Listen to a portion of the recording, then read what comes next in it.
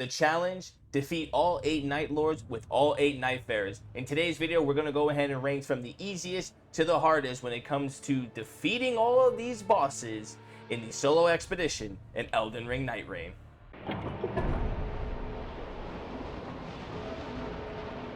Coming in at number 8, and the easiest Nightfarer to complete this challenge with, is none other than Raider. Raider right here, honestly, is just a cheat code when it comes to solo expeditions, because of the fact that when you're running around with double colossal swords, double great axes, or double freaking hammers, it's just a poise breaking machine. And the fact that he himself has high poise, he's got really good health and essence strength, nobody's stopping you. It doesn't matter if it's Loretta, the Draconic Tree Sentinel, if it's the Bell-Bearing Hunter himself. The jumping double slam weapons is absolutely broken. Not only that, his uppercut can knock almost any enemy out of any ability that they throw, including his ult. So when you're facing that freaking magma warrior and he does that stupid move where he charges forward with lava out of his mouth, just hit an ult or hit the uppercut on him and he's right out of it. This right here was no biggie, never lost a single run off this guy, and that's why he comes in at number 8.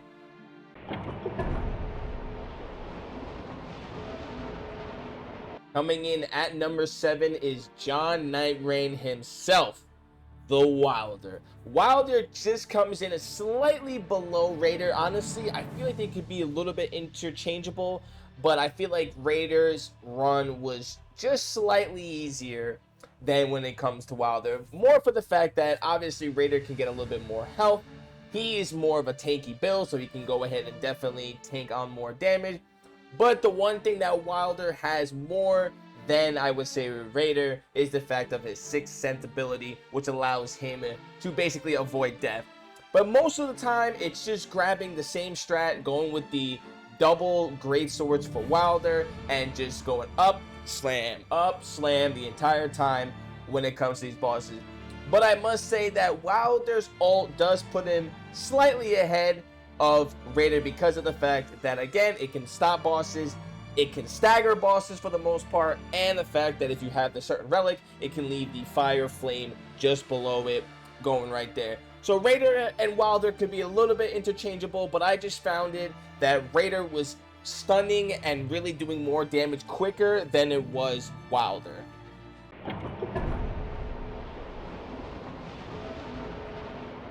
Coming in at number 6, we have Iron Eye.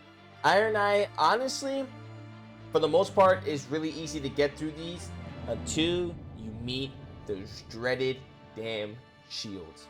Those freaking shields. If you're going against Banished Knights or Crucible Knights, oh my goodness, or any enemy with a shield, it just makes the run absolutely super annoying.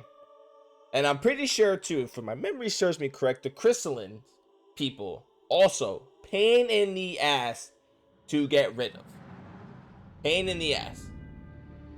You gotta sit here, especially on Crucible Knights, for about 20 minutes because the Crucible Knights constantly hold up their shield. You use your ability to get behind them, and then you may get an arrow off, and then they sit there and they charge at you, and it's just really annoying. Same thing with the Banished Knights. Overall, though, it is slightly a little bit harder because of the fact that one, Iron Knight doesn't have as much health when it comes to Raider and Wilder. Most of the time, too, again, with the shield, it's going to make this run even a little bit more difficult, so you're going to have to kind of plan your route a little bit more efficiently. But most of all, especially when you tune up some relics, Iron Eye, again, is in one of those spots that could be interchangeable depending on exactly what you get luck with. If you're getting, like, the freaking giants in the castle, you could pretty good. But throw in any sort of shield, and it kind of just messes up everything.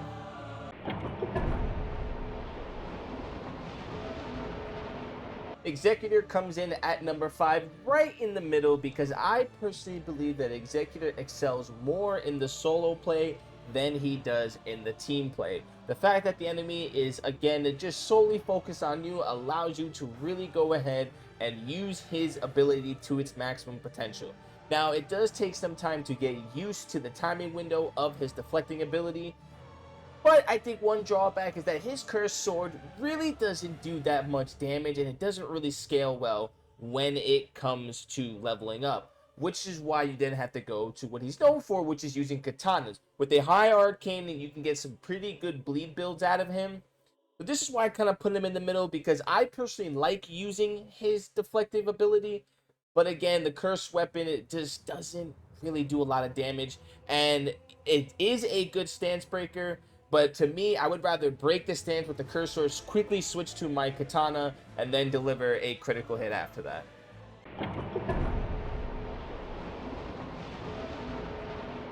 Moving into our number 4 spot. If this was made a little bit ago, I would have put this person in no ranking, because I only played this person one time prior to 100%ing the game.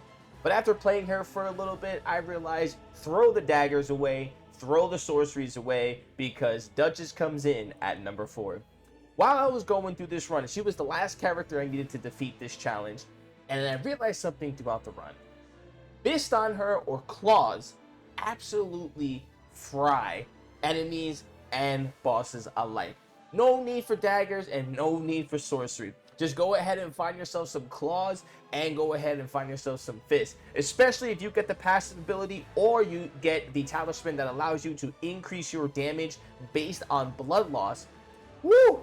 It is a recipe for absolutely frying anything in your path. Now, the reason why she's in the middle of the list is because of the fact that she does not have a strong health pool, but she does have the second highest iframe in the game, and most players play her for her sorcery because she's up there when it comes to the sorcery grading list. But I'm telling you right now, go ahead and check out Duchess using either fist or claws, and you will be shocked at the damage that you can dish out.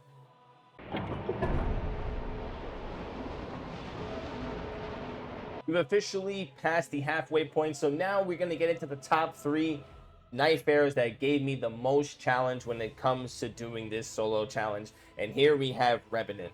Now, Revenant here, I personally love playing Revenant. She's probably my second most played character when we're playing on a team of 3 or even duos. Now, solo is a different story. Now, I know that she has her summons, but for the most part, a lot of bosses 2 or 3 shot these absolute summons and then they're right onto you. And again, she doesn't have a large health pool, and she can't recover her own FP unless you get Starlight Shards and you have certain relics to help you on right there.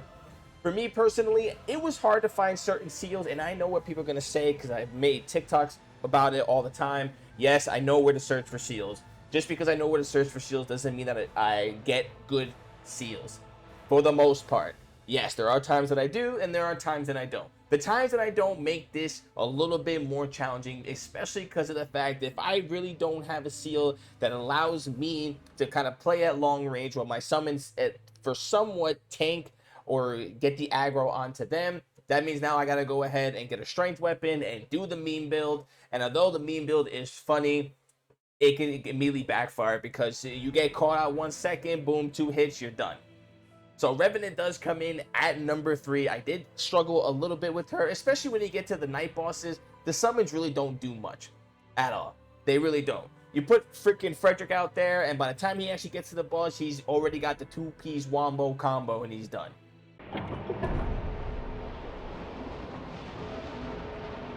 This next Nightfarer might be a shock to a lot of you guys, but it's not for the reason that you may think. Number 2 is going to be Guardian, but it's not because he's hard to play. The fact that he's the tankiest person in the game, he gets a shield, he has the largest health pool, it's for the simple reason that Guardian's DPS is absolutely not the best. Most likely, bottom tier or the worst in the game. So because of this, this slows down your run a lot, and you have to completely change your tactic when running Guardian as a solo when you're going to go around and see how you're going to level up, because he takes forever to kill the simplest enemies. Even with the ability to block and then hit him with a counter, it still takes a while. So you're not going to be able to hit as many POIs, and you're not going to be able to clear out areas as fast as you normally can. So because of this, this makes him a little bit, or as a matter of fact, in this case, a lot difficult, because now the way that you're used to planning a route now has to become completely different because you won't have as much time. Again, his survivability is great. He has the largest health pool in the game. And of course, the fact that he gets a shield, he's a tank. You're not going to really worry about dying. He has a great ult to bail him out in case you need to heal yourself. It's just for the simple fact that his DPS and halberds are not really the best in the game, and it completely changes the way you play.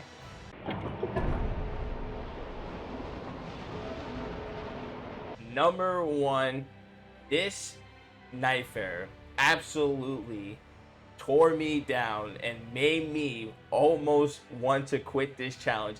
And I did a spin a wheel, and she was the second character that I got. And I've never had such a worse time playing this game.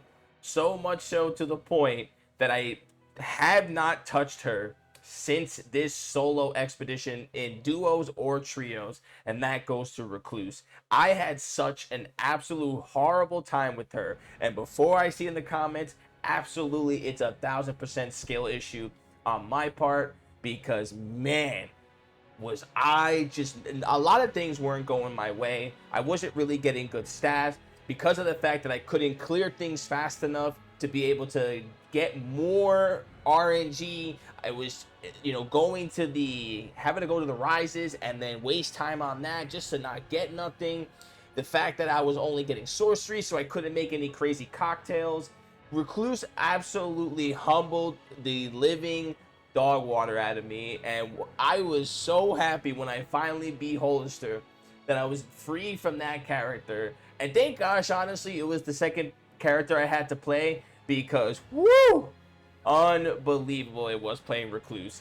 I never want to do that again. I will solo with any other character again except for Recluse. It was the worst experience ever, and I'm just trash with sorcerers.